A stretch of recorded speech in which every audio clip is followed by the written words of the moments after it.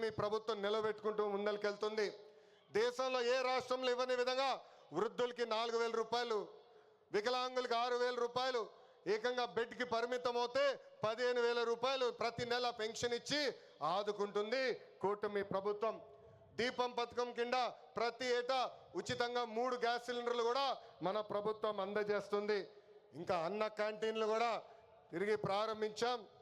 ఇంకా జూన్ మాసంలోనే తల్లికి వందనం కూడా మన ప్రభుత్వం ఇవ్వబోతుంది. అన్నదాత సుఖీభవ త్వరలో అమలు చేస్తున్నాం. ఆగస్ట్ 15 నుంచి మా అక్క చెల్లెలు, పెద్దమ్మ, చిన్నమ్మలు ఆర్టీసీ బస్సులో ఉచితంగా కూడా ప్రయాణించే హక్కు మన ప్రభుత్వం కల్పించబోతుంది. ఇంకా 16,347 పోస్టులతో మెగా డిఎస్సి మనం ప్రకటించుకున్నాం. జూన్ మాసంలో ఎగ్జామ్స్ నిర్వహించి ఏకంగా వచ్చే అకాడమిక్ ఇయర్కి ఉపాధ్యాయుల్ని కూడా పొజిషన్ చేస్తాం. పోయిన ఎన్నికల్లో ప్రభుత్వ ఉద్యోగస్తులందరూ కూటమి ప్రభుత్వానికి సహకరించారు. ప్రతి నెల 1వ తారీఖు నాడు వాళ్ళ జీతాలు ప్రభుత్వం చెల్లిస్తుంది. వాళ్ళకి అనేక సమస్యలు ఉన్నాయి. ఆ సమస్యలన్నీ కూడా ఒక పద్ధతి ప్రకారం కూటమి ప్రభుత్వం పరిష్కరిస్తుందని ఈ సభాముఖం వాళ్ళందరికీ తెలుపుతున్నాం. అభివృద్ధి వికేంద్రీకరణ అనేది మన ఎజెండా. మిషన్ రాయలసీమ అన్నాడు నేను ప్రకటించా. ఆ మిషన్ రాయలసీమ అమలు చేసడానికి ఈరోజు మన ప్రభుత్వం పనిచేస్తుంది.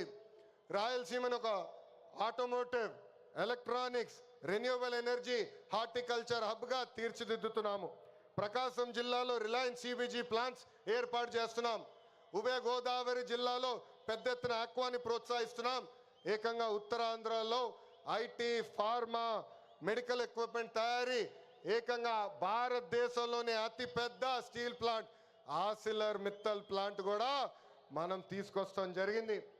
గడిచిన 11 నెలల్లో 8.5 లక్షల కోట్ల విలువైన పెట్టుబడి, తద్వారా 6 లక్షల మందికి ఉద్యోగాలు కల్పించే దిశగా మన ప్రభుత్వం ఒప్పందాలు కుదుర్చుకుంది. ఇంకా తెలుగుదేశం పార్టీలో మా కార్యకర్తలే అధినేత.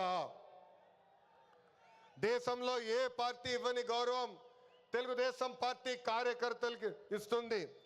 దేశంలో ఏ పార్టీకి 1 కోటి మంది సభ్యులు లేరు. అదే మన పసుపు జెండా పవర్, అదే ఈ పసుపు సైన్యం పవర్. సభ్యత్వంలో కూడా ఎవరు మన రికార్డు బద్దలగొట్టే పరిస్థితుల్లో లేరు. ఈరోజు 5 లక్షల ప్రమాద బీమా అందిస్తున్నాం. ఫ్యాక్షన్లో ఎవరైనా చనిపోతే వాళ్ళ బిడ్డల ఫ్యాక్షన్లోకి వెళ్లకుండా ఎన్టీఆర్ మోడల్ స్కూల్లో మన నాయకుడు చంద్రబాబు నాయుడు గారు ఈరోజు చదివిస్తాం జరుగుతుంది. విద్య, వైద్యం, స్వయం ఉపాధి ఇలా 140 కోట్ల రూపాయలు కేవలం కార్యకర్తల సంక్షేమం కోసం ఖర్చు పెట్టిన పార్టీ తెలుగుదేశం పార్టీ. నేను స్వయంగా వైసీపీ హయాంలో ఇబ్బంది పడిన కుటుంబాలని కలుస్తున్నా. ఒక్కొక్కరిని కలిసి వాళ్ళకైనా సమస్యలు ఉంటే మేము పరిష్కరిస్తున్నాం. అంతేకాదు మన అధినేత చంద్రబాబు నాయుడు గారు కానీ నేను జిల్లాకు వచ్చినప్పుడు ప్రభుత్వ కార్యక్రమానికి వెళ్ళే ముందల ఆనాడు మేము ఇచ్చిన హామీ మేరకు ముందల ఉత్తమ కార్యకర్తలు కలిసిన తర్వాతనే ప్రభుత్వ కార్యక్రమాలకి మేము వెళ్తాం జరుగుతుంది. నేను సీనియర్ని, జూనియర్ని సమానం గౌరవిస్తా, కానీ పనిచేసే వాళ్ళని ప్రోత్సహిస్తా. ప్రతి కార్యక్రమంలో కార్యకర్తలు భాగస్వామ్యం అవ్వాలి, కలిసికట్టుగా పనిచేయాలి. మన చేస్తున్న సంక్షేమ అభివృద్ధి కార్యక్రమాలు ప్రజల్లోకి తీసుకురావాల్సిన అవసరం చాలా ఉంది. ఇక్కడున్న ఎంతోమంది మన అధ్యక్షుడు వారు చంద్రబాబు నాయుడు గారిని కలిశారు, నన్ను కూడా కలిశారు. పాదయాత్రలో లక్షలాది మంది నాతో ఏకంగా ఫోటోలు దిగారు. ఈ సభాముఖంగా వైకాపా కార్యకర్తలు ఆలోచించమంటున్నా, ఏనాడైనా మీ నాయకుడు మిమ్మల్ని కలిశాడా? ఏనాడైనా మీ నాయకుడు మీతో ఫోటో దిగారా? అధికారంలో ఎందుకో ఇప్పుడు ప్రతిపక్షంలో కూడా తాడేపల్లి కొంపకెళ్తే no entry, palace doors closed అని చెప్పే పరిస్థితికి వచ్చారు. గౌరవ ముఖ్యమంత్రి చంద్రబాబు నాయుడు గారు, గౌరవ ఉప ముఖ్యమంత్రి పవన్ అన్న కలిసి రాష్ట్రాన్ని అన్ని రకాలుగా అభివృద్ధి చేస్తున్నారు. గౌరవ ప్రధానమంత్రి గారు రాష్ట్రానికి పూర్తిగా సహకారం అందిస్తున్నారు. ఏకంగా ఆంధ్ర రాష్ట్ర ప్రజలు కోరిన అన్ని కోరికలు ఈరోజు గౌరవ ప్రధానమంత్రి గారు తీర్చుతున్నారు.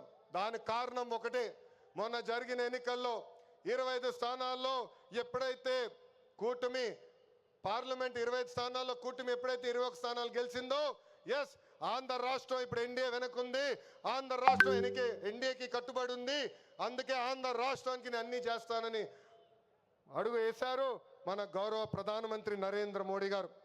ఇప్పుడు మనం చేయాల్సింది ఒకటి ఉంది, ప్రజలకు దగ్గర అవ్వాలి.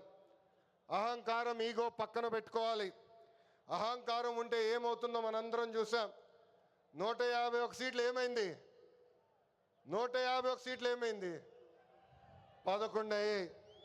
అందుకే నేలపై ఉండాలి, ప్రజలకు సేవ చేయాలి. అధికారంలో ఉన్న ప్రతిపక్షంలో ఉన్నట్టు మనం అందరం వ్యవహరించాలి. చిన్న కుటుంబంలోనే సమస్యలు ఉంటాయి. 3 పార్టీలు కలిసినప్పుడు చిన్న సమస్యలు రావటం సహజమే. ఈగోలు పక్కన పెట్టండి, అందరం కలిసి పనిచేద్దాం. విడాకులు, మిస్ఫైర్లు, క్రాస్ ఫైర్లు ఎట్టి పరిస్థితుల్లో జరిగేదానికి లేదని ఈ సభాముఖ కార్యకర్తలందరికీ నేను తెలుపుతున్నా. ఈ మహానాడు వేదికగా ఒక ముఖ్యమైన విషయం ఆంధ్ర రాష్ట్ర ప్రజలకి నేను చెప్పదలుచుకున్నా. ప్రభుత్వ కొనసాగింపు చాలా చాలా అవసరం. ఒక రాష్ట్రం అభివృద్ధి చెందాలంటే ప్రభుత్వం కొనసాగించాల్సిన అవసరం చాలా ముఖ్యం. 2014లో కట్టుబట్టలతో మన ప్రయాణం ప్రారంభించాం. 2014 నుంచి 19 వరకు సంక్షేమ అభివృద్ధి జోడి ఎద్దుల బండిలాగా మనం నడిపించాం. 2019లో విధ్వంస పాలన వచ్చింది, విధ్వంస ప్రభుత్వం వచ్చింది, ఒక సైకో ముఖ్యమంత్రి అయ్యాడు. దానివల్ల ఆంధ్ర రాష్ట్రం 30 సంవత్సరాలు వెనక్కిపోయింది. ఆంధ్ర రాష్ట్రం చాలా ఇబ్బంది పడింది. ఒక్కసారి ఆంధ్ర రాష్ట్ర ప్రజలు ఆలోచించాలా. గుజరాత్లో బీజేపీ వరుసగా 7 సార్లు గెలిచింది. ప్రభుత్వ కొనసాగింపు వల్ల ఈరోజు గుజరాత్లో అన్ని రంగాల్లో వాళ్ళు అగ్రస్థానంలో ఉన్నారు. అంతెందుకు, మొన్నటి వరకు మన వెనకాల ఉన్న ఒరిస్సా రాష్ట్రంలో కూడా బిజు జనతాదళ్ వరుసగా 5 సార్లు గెలిచింది. ప్రభుత్వ కొనసాగింపు వలన వాళ్ళు కూడా కొన్ని రంగాల్లో ఆంధ్ర రాష్ట్రాన్ని దాటి ముందరికెళ్లే పరిస్థితి. ఉమ్మడి రాష్ట్రంలో తెలుగుదేశం పార్టీ ఒకసారి వరుసగా గెలిచింది. మనందరం చూసాం ఆనాడు ఆంధ్ర రాష్ట్రం ఎలా అభివృద్ధి చెందిందో. అందుకే ప్రభుత్వ కొనసాగింపు చాలా చాలా ముఖ్యం. దీని గురించి రాష్ట్ర ప్రజలు అందరికీ తెలియజేయాల్సిన బాధ్యత ప్రతి పసుపు సైనికుడి పైన ఉందని ఈ సభాముఖంగా కోరుకుంటున్నా. ప్రభుత్వ కొనసాగింపు ఉంటేనే పెట్టుబడులు వస్తాయి.